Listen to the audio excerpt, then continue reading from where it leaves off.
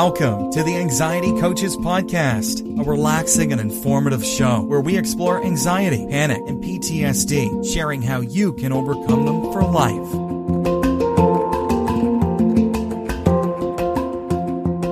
Aloha! Welcome back to the Anxiety Coaches Podcast. I'm your host and coach, Gina Ryan, and I am so happy to be with you again today as together we can consider the many ways to bring your mind and body back to its natural peace and calm.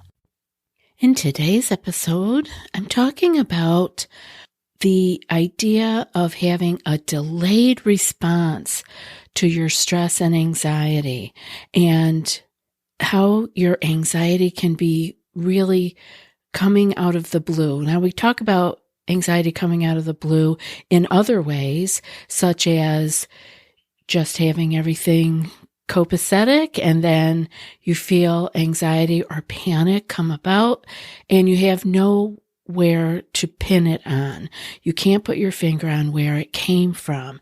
And that's okay. We don't need to put our finger on it all the time or at all. And actually, many times things are just bubbling up from the subconscious, and they may have been triggered by many different things that you are not connecting the dots with your anxiety. So there's some other ways that we can talk about anxiety coming up and you not being able to put your finger on it. And that could be from having a delayed response. Like, I want to ask you if you've ever felt like you weren't feeling anxious, you've actually been feeling good for quite a while, and then life throws you a stressful situation, which it will, and you feel fine getting through the situation. Yes, it was stressful. And after the stress has passed, you find that you are feeling more symptoms and sensations, maybe a day or two or more later. Maybe you're beginning to feel anxious again. Maybe you're feeling extra stressful about things, or your OCD behaviors are beginning to flare up. Well, if you've experienced that, I want you to know you're not alone. And not only is it not unusual, but there is a definite reason for this to be happening. This happens when we're dealing with anxiety and panic. And it's often mentioned by group members and one-on-one clients. And again, I'm telling you, it's pretty common. Some people feel this more than others. And the reason is they are just, in my opinion, having more awareness around the fact that it's coming out of the blue. Or they are people that are so aware that they are able to connect it with the stressor that had happened days or a week before, and that they are often calling themselves a delayed responder. And those of you who are listening that have talked to me about that, you know who you are. So this phenomena is often the cause of renewed anxiety for those people who have successfully overcome their anxiety and panic, and then suddenly they find themselves struggling again after they've come through a major life stressor. It is okay because it happens, and we want to steer clear here of the second fear. So what we want to be careful of here when this happens, that you've been calm, you've had really interesting, calm days with dealing with regular life. No anxiety, no OCD behaviors. And then you find there is something that comes up in life that throws you a little bit for a loop. It was a stressor, you had to deal with it, and you did deal with it. The thing I want you to be careful of here is if you start feeling off, or you feel like you have more symptoms and sensations coming up, or your OCD, like I said earlier, is beginning to flare, just be careful that you don't add the second fear here. You want to be careful that the major stressful life situation was it. That's it. You got stressed, and now it is gone, And now you will just deal with that and the repercussions of the stress on your mind and body that came from that, not adding more fear to it. Like, oh my goodness, here we go again. I'm going to feel like this forever. I knew it couldn't last forever. You know, the kind of speech you have towards yourself when you're feeling anxious again, you get really discouraged. But you don't need to be, because I want to keep you out of the wormhole here. If you can just see it as something has happened, my mind and body were stressed, they will heal and get better again, and not add the second fear of oh no's to it, you will come out of it so much more quickly. So after you've been working on this, you may end up feeling like you have a little bit of a fear of getting better, that you're never going to get better again. And I want you to know that, again, that's common. It's an intrusive thought that would come. Why would that come? Because it's something that's important to you, and you want to be able to heal and feel better. So you are nervous about it. You are adding stress to yourself about it. So just know that if you have had a long period of time with no anxiety, panic, and then you have life throw you a stressful situation and you find yourself a week later worrying or catastrophizing again, you will know this is just because my body and mind were stressed.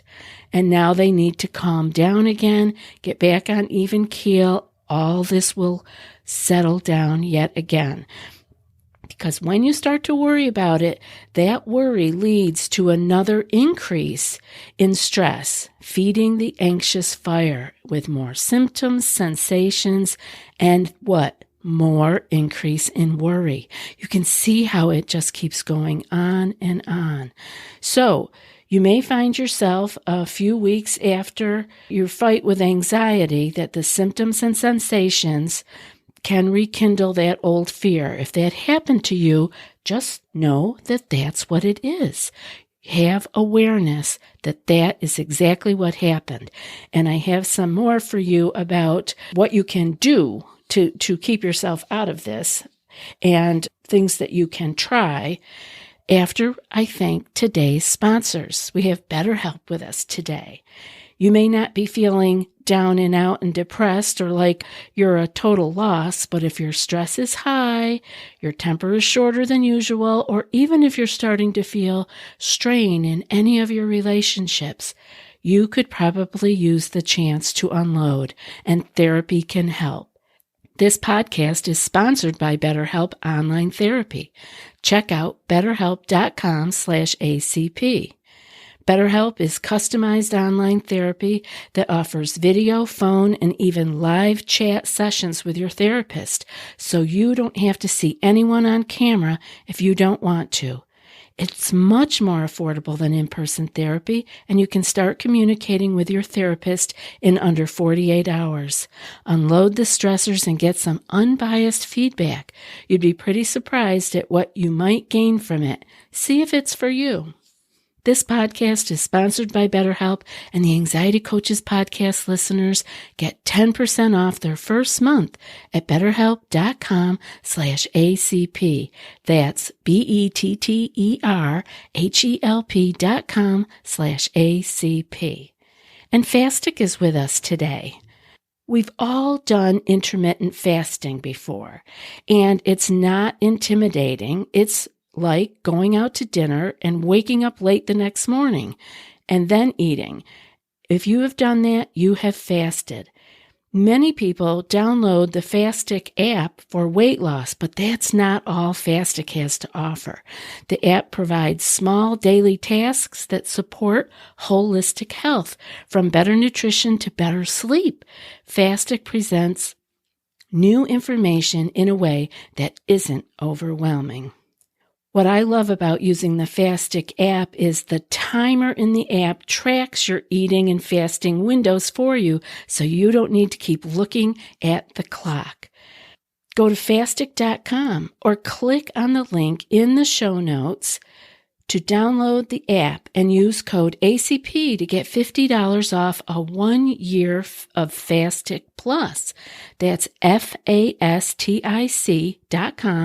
or click the link in the show notes to download the Fastic app and to get $50 off your first year with promo code ACP. That link will be in the show notes for you. Now let's see what it is that you can try yourself when this delayed response happens to you. The first thing I want you to remember is that your awareness is really key here, because once you can see what it is that's happening, you will be less frightened. And it is our frightened self that actually adds fuel to the anxious fire. So first off, I want you to recognize that you would, of course, be more anxious or stressed out after a major life stress event. Understand this is how the body and mind work, that you are going to feel something stressful and it's going to take its toll, so to speak.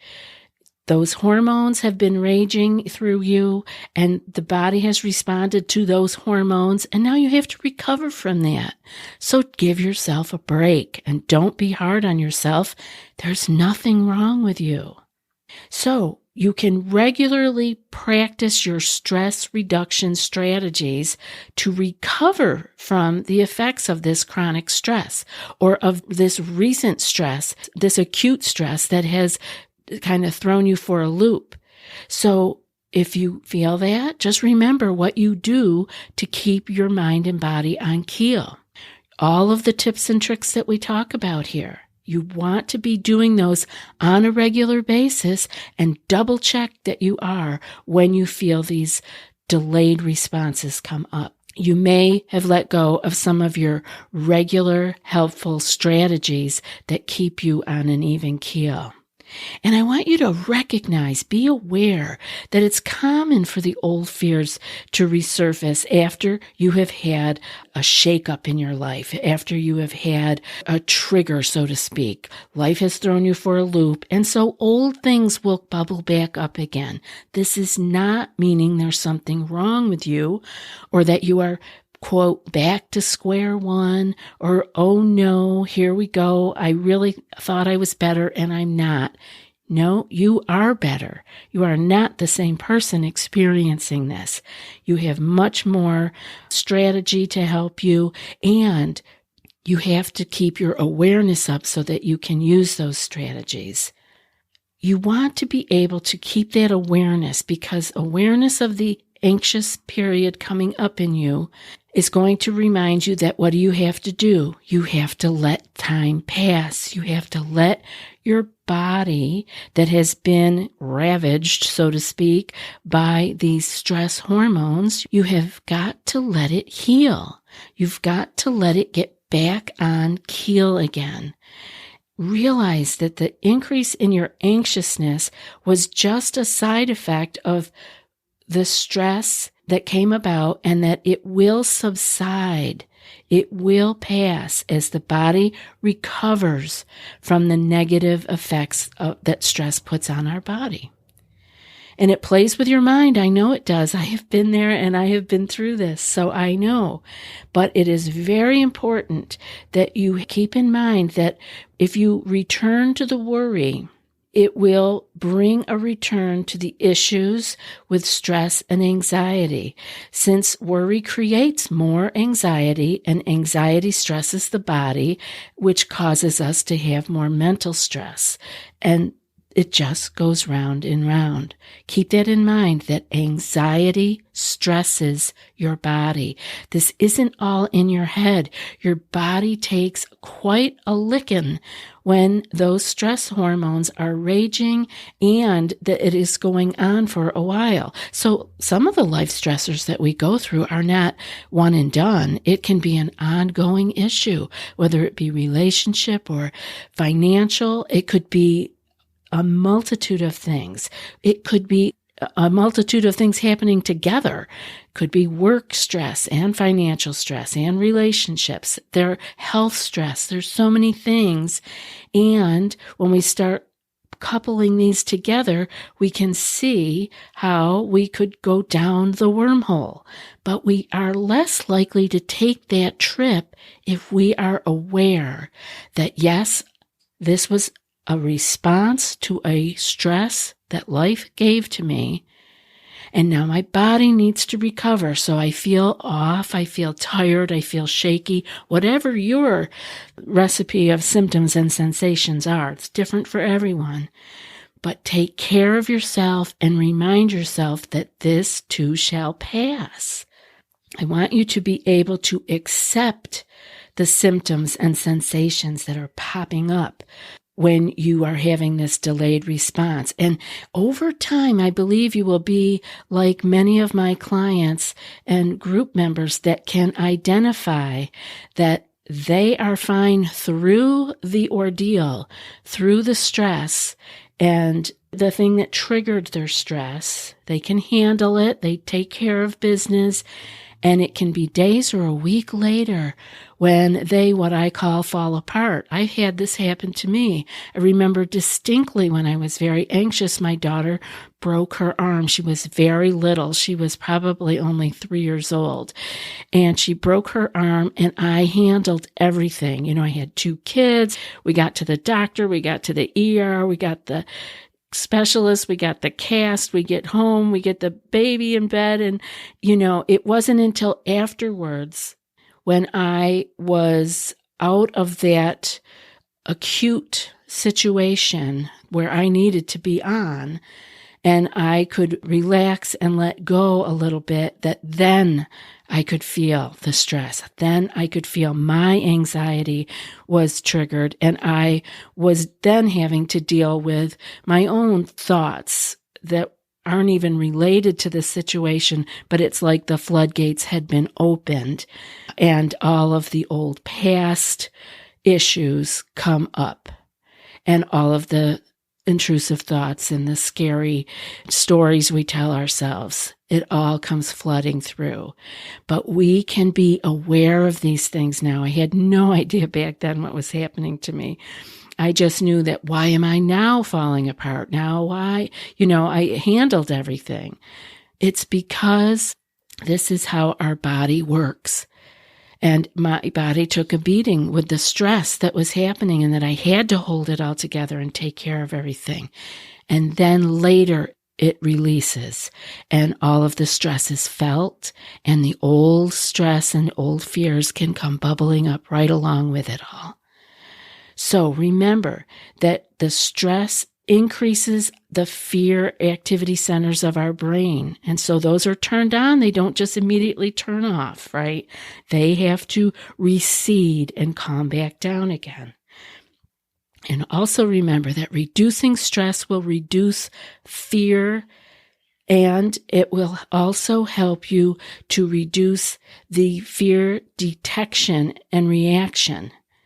But over time, not immediately. So bring your stress down. Remember, it's not a quick fix.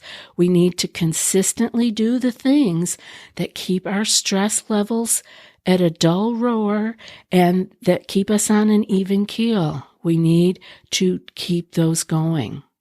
And I want you to remember, most of all, that until your body recovers from the effects of this trigger, this stress that came up, I want you to be aware.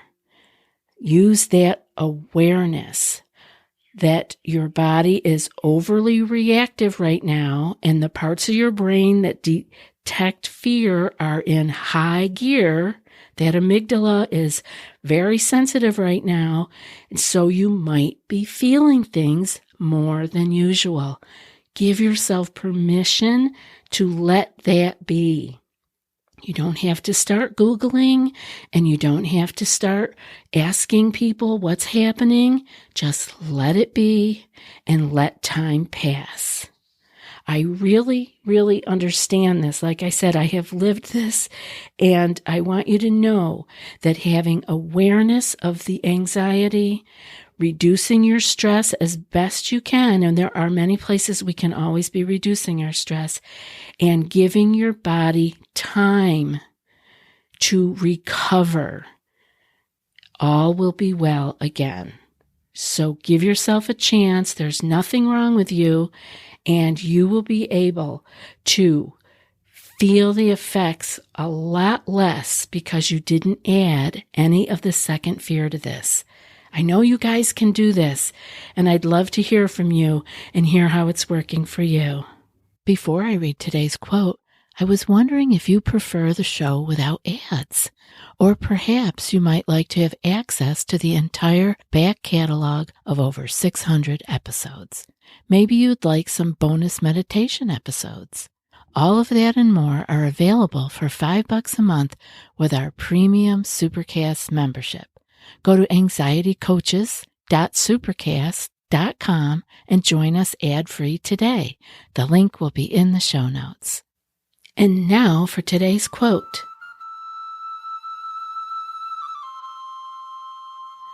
The truth is that stress doesn't come from your boss, your kids, your spouse, traffic jams, health challenges, or other circumstances.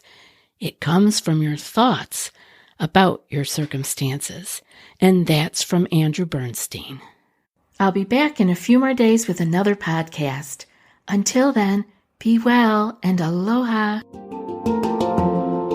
Thanks so much for joining us for today's episode of the Anxiety Coaches Podcast. Find more information at theanxietycoachespodcast.com.